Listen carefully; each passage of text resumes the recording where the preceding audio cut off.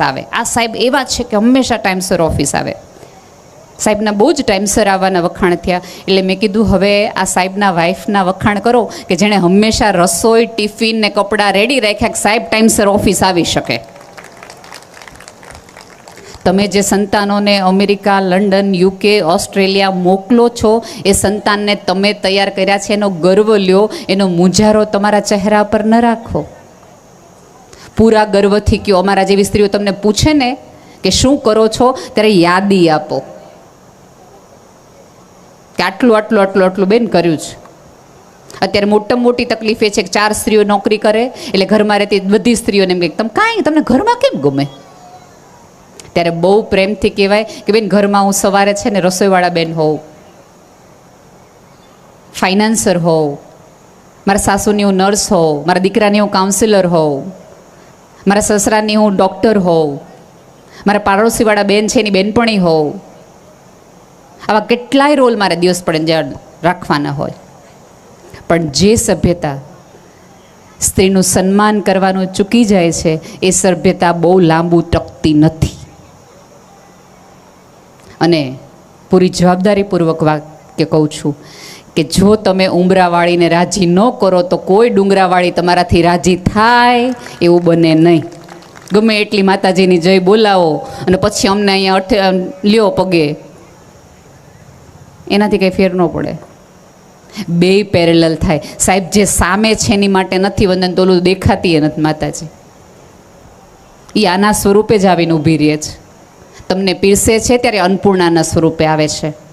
તમારું ધન સાચવે છે. અને તમને ખબર છે, મોદી સાહેબને ખબર હતી કે આ બધી ગૃહલક્ષ્મીઓ છે. તમે દીધા હતા 500 ને નીકળ્યા હતા 5-5 હજારના બંડલો, યાદ છે ને બધાએ? એટલે તમારી લક્ષ્મીને પણ સવાઈ કરી દે છે. એટલે તમે જે દેવીના, અને આમાં એવું છે કે અમારા અંદર તો બધા જ પ્રકારની દેવીનો વાસ છે. સફેદ ફૂલ આપશો તમારી અંદરથી સરસ્વતી પ્રગટશે અને અમે મીઠાશથી તમારી સાથે વાત કરશું. સરસ રીતે પૂજા કરશો, સરસ રીતે બોલાવશો, થોડુંક સન્માન આપશો. મેં તો અનેકોનેક વાર કીધું છે કે સ્ત્રીને તમે જે આપો ને એ સવાયું કરીને આપે. ધરતીને તમે મુઠ્ઠી અનાજ આપો, આપી દો ને ભાઈ. પાણી હાટો બાંધ્યા બેનો, આપણે અત્યારે ભાજપની સરકાર છે, ક્યાં પાણીના વાંધા છે?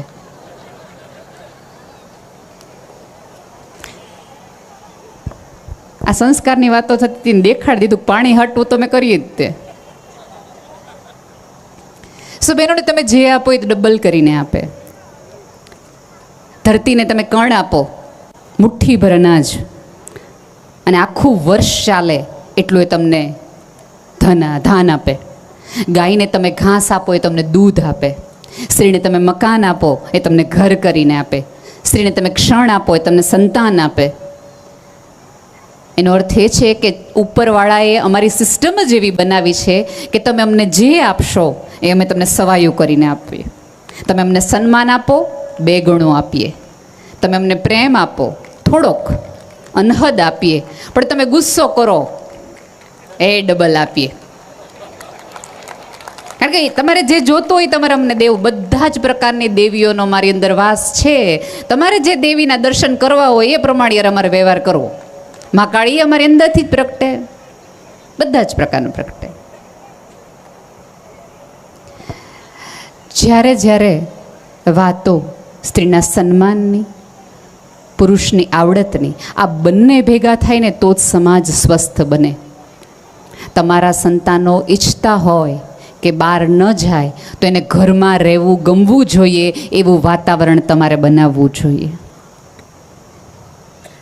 એમને શું કામ વિદેશ વધુ જવું ગમે છે? કારણ કે ત્યાંનું ઘરનું વાતાવરણ એવું છે, થોડી ફ્રીડમ એવી છે. તો આપણે થોડીક આપીએ એમને, થોડીક એમની વિચારધારા પ્રમાણે જીવવાનો પ્રયાસ કરીએ.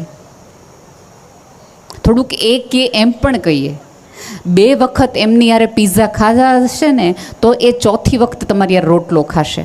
પણ પહેલી પિઝા લીધો એ ભેગો જ કકડાટ શરૂ કર્યો ને તે નક્કી કરશે કે આની સામે સાંભળવાનું થતું જ નથી, આની આગળ જવાનું કરતું નથી. એટલે તમે જુઓ, જ્યારે જ્યારે વિદેશ જાય છે ત્યારે મહિનાઓ સુધી કોમ્યુનિકેશન ઓછું રાખે છે. કારણ કે અહીંયા આવી ગયા હોય આપણી સલાહોથી. અને આપણે વિચારધારા એવી કરી નાખી. અને એમાંય આપણો વાંક એ છે કે જેટલી શ્રદ્ધા એમને ગૂગલ પર છે એટલી દાદાજી પર નથી. કારણ કે જ્યારે દાદા દાદી આપણા ઘરમાં વૃદ્ધ હોય એની સાથે આપણે વ્યવહાર એવો કરીએ છીએ એટલે સંતાનોને એમ થાય છે કે ઓકે, જ્યારે માણસને વાળ ધોળા આવે, કરચલીઓ પડે, પછી નકામો થઈ જાય છે. કારણ કે આપણે બિહેવ એવું કરીએ છીએ. એક વખત મને ખબર નથી તમારે ત્યાં અહીંયા લગ્નની કેવી સમસ્યાઓ છે, અમારી સાઈડ તો છે. હું તો ઘણી વાર કહું છું કે પહેલાં છોકરાઓને રમતા હોય ત્યારે પૂછીએ ને કે બેટા મામાનું ઘર ક્યાં, તો એમ કે અમરેલી, જુનાગઢ, ભાવનગર, માણાવદર એવું બધું. પણ અત્યારે પૂછો તો કે દાણોન, મધ્યપ્રદેશ ને યુપી ને એ બધું. મામાના ઘરો બદલાઈ ગયા, આખી સભ્યતા બદલાઈ ગઈ, એટલી અઘરું થઈ ગયું છે. એટલે આવી રીતે એક છોકરાના લગ્ન જ નહોતા થતા. માંડ એક ભાઈ રાજી થયા દેવા હાટું દીકરી દીધી કે પણ કે અમારી એક શરત છે, તમારે જાન લઈને આવવાની, પણ જાનમાં એક પણ વૃદ્ધને તમારે નહીં લાવવાનું. તમારે દીકરી અમારે દૈવી જ છે, તમારું ઘર સરસ છે ને તમારો દીકરો સરસ છે, પણ અમારી શરત એક જ છે કે જાનમાં એક પણ વૃદ્ધ હોવો જોઈએ નહીં. એટલે બધા એમ કીધું દીકરો પરણતો હોય દાદાને ઘરે મૂકી દેશું. પણ દાદા થોડાક અહપાંગડા, એ કે મારી નામને જમીન વેચીને તું આને દીકરો પરણાવસ ને મન જાનમાં નથી લઈ જાવ એમ, એ તો થશે જ નહીં. હું જમીનમાં કાગળીઓ પર સહી ન કરું જો તું મને જાનમાં ન લઈ જતો.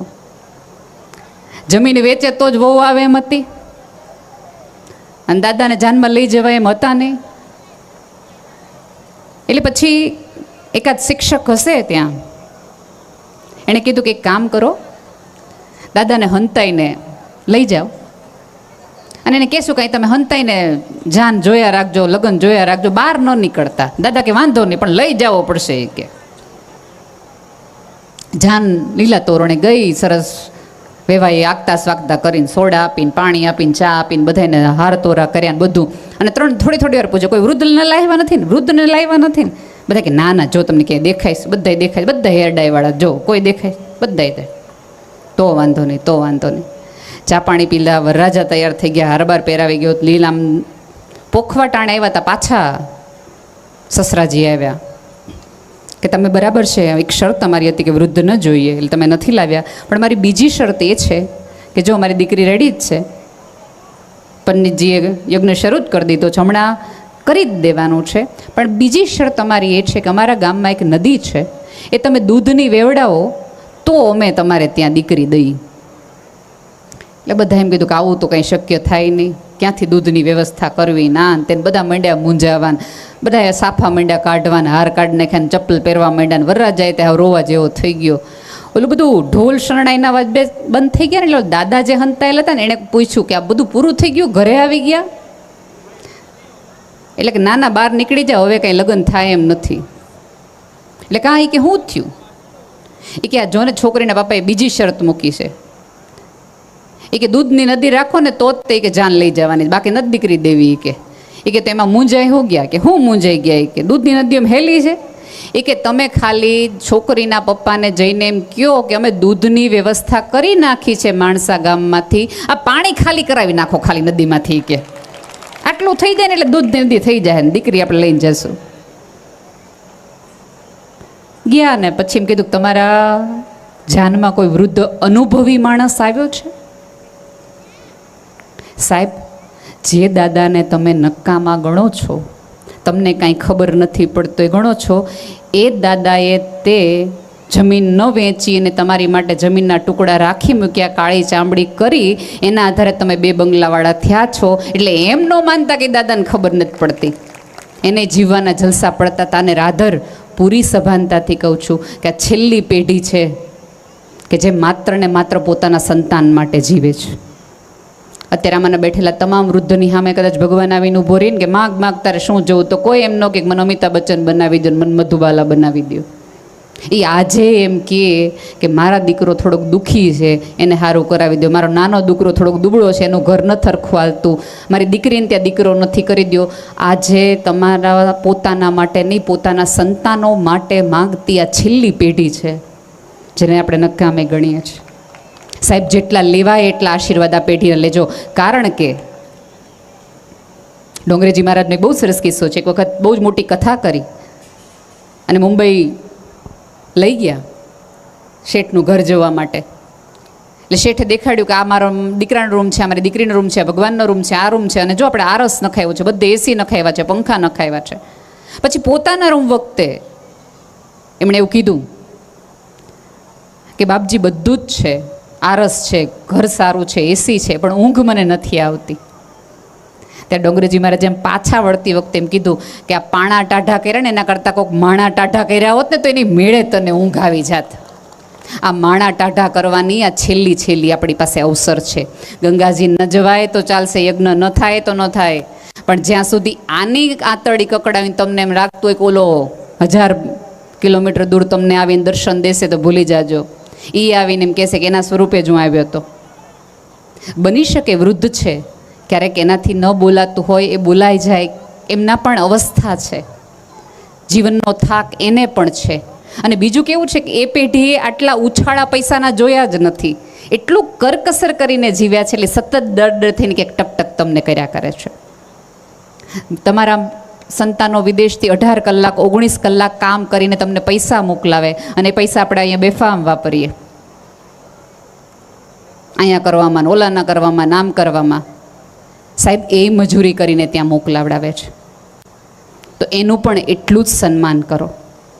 અને સૌથી વધુ મહત્ત્વનું કે જ્યારે કુટુંબનો, સમાજનો દીકરો, આખા તમારા સમાજનો દીકરો ત્યાં કાળી મજૂરી કરીને બરફમાં સવારે 3 વાગે ઉઠીને એ ગેસ સ્ટેશન ખોલીને પોતાની જાતે પુરાવીને પૈસા ભેગા કરીને જ્યારે ગામ માટે કશુંક કરે, ત્યારે ગામવાળા એનું સન્માન ન કરે ને તો આજ પછીના કોઈ સંતાનોને એમ ન થાય કે આ ગામ હાટું ન કરે, ગમે એની હાટું કરે. આપણે ત્યાં મોટામાં મોટી તકલીફ એ છે કે દાતા પાસે લેવાનું હોય ને ત્યારે બહુ લડી પાયે લાગુ કરીએ, પછી વળતી વખતે હાલો હવે હાલો બધા ભેગા વહી જાઓ. ખબર નહીં, સન્માન કોકને દેવાનું આવે ને ત્યારે આપણે બધા બહુ તકલીફમાં આવી જાય છે. કોકને પાડવાના હોય ને તો 10 જણા ભેગા થઈ જાય, પણ એક જણને ઊભો કરવાનો હોય ને તો કોઈ ભેગા ન થાય. એટલે એક ધારો કે અહીંયા કોઈ અજાણ્યો માણસ હોય, એના વિશે બધું બહુ સરસ બોલાતું હોય તો એમ કહું કે બહુ સરસ ભાઈની સરસ બધી વાતો કરી. 3 જણા આવીને આપણને કાનમાં કહી જાય તમને શું ખબર હોય એને શું કર્યું છે ત્યાં જઈને, પણ તમે અહીંયા રહીને શું કરી લીધું છે મારા ભાઈ? એણે કાંઈક તો કર્યું, અને કર્યા પછી એને એનું ગામ તો યાદ આવ્યું કે અહીંયા દેવું જોઈએ, અહીંયા કરવું જોઈએ. તો જે ન્યાથી લાવીને અહીંયા દે છે એનું તો પૂરું સન્માન કરો, કારણ કે ખરેખર એની કાળી મજૂરી છે. અને બીજું, તમારા જેના સંતાનો ત્યાં ભણે છે, ત્યાં રહે છે, એમને નમ્ર વિનંતી છે કે અહીંયા આવીને સાચી વાતો કરે કે ત્યાં કેટલી તકલીફ છે. ઇન્સ્ટાગ્રામમાં ફોટા જોઈને, બરફમાં જોઈને ત્યાં કોઈ એવા જલસા નથી. અને હવે ભારત એવું ગરીબ નથી કે બધાએ ત્યાં કરવો. જેટલી મહેનત તમે ત્યાં કરો છો એની થોડીક પણ મહેનત અહીંયા કરો ને તો ઘણું બધું સારું છે. કારણ કે હવે ત્યાંના કાયદાઓ બદલાઈ ગયા છે, ત્યાં એટલા કલાક કામ કરવા નથી દેતા, ત્યાં મોંઘવારી એટલી વધી ગઈ છે. પણ ઓલું શું, આપણે સમાજમાં 3 જણા વચ્ચે રોલા પાડવા હોય, બહેનોને ખાસ, અમારો દીકરો ન્યા છે. અને પાછા એમાં બહેનોને, અને મોટામાં મોટી અત્યારે તો સમસ્યા લગ્નની એ છે કે ત્યાં મજૂરી કરી ચાલે, પણ અહીંયા સરસ વેલ સેટ હોય તો અહીંયા નહીં. જે છોકરીને ક્યારેય જમીનમાં જવું ન હોય, ખેતરમાં પગ ન મૂકવો હોય, એના મમ્મી પપ્પા એમ પૂછે જમીન હોય દીકરી દેવી, વિદેશ હોય તો મારે તમને દેવી. રાધર મારી તો બહુ જ એવી છે, સરસ રીતે તમારી દીકરીને એટલું ભણાવો, એવા સરસ દીકરાઓ ગોતો કે 2 જણા કમાય અને દર વર્ષે વિદેશ ફરવા જાય. એ કરાય. 2 જણા 5 કલાક મહેનત કરો ને તોય તો 10 કલાકની મહેનત થાય ને, 2 જણા 10 કલાક ભારતમાં મહેનત કરે ને તો 5 વર્ષમાં ઊંચા આવી જ જવાય. અને જે તમારા સંતાનો છે ને એકચ્યુઅલી પૂછજો કે અત્યારની સ્થિતિ પ્રમાણે ત્યાં 15 વર્ષ કામ કરો ને ત્યારે થોડાક અપાય એવી સ્થિતિમાં છે. અને હજુ કહું છું, ભારત પહેલાં જેવી સ્થિતિમાં નથી. હવે ઘણું બધું જીવનનું સ્તર આપણે ત્યાં ઊંચું આવ્યું છે. તમને ખબર તો પહેલાં વિદેશથી કોઈક આવતા હોય તો ઓલા પ્લાસ્ટિકના જબલાએ આપણે સાચવી રાખતા કે અમેરિકાનું જબલું છે. હવે અત્યારે ત્યાંથી કોઈક ફોન કરે ને કે કાંઈ મોકલાવું ત્યારે આપણે કે અમારે બધું એમેઝોનમાં મળે જ છે. તમે જુઓ, એ કાંઈ પણ લાવે ને તો હવે આપણને નવાઈ નથી લાગતી, કારણ કે હવે આપણે બધું જ બધા જોઈએ છે. અને બીજું કે હવે આર્થિક રીતે કોઈ ખાસ ફરક રહ્યો જ નથી. પહેલાં એવું હતું કે કાચના વાસણો અમુક વર્ગના ઘરમાં જ હોય, પ્લેનમાં અમુક જ વર્ગ બેસે. હવે એવું જરાય નથી. જેને 10 લાખની આવક છે એ ઇન્ડિગોની એ જ ફ્લાઇટમાં હોય, અને 10,000 વાળો હોય તે જ ફ્લાઇટમાં હોય. હું જે મોબાઈલ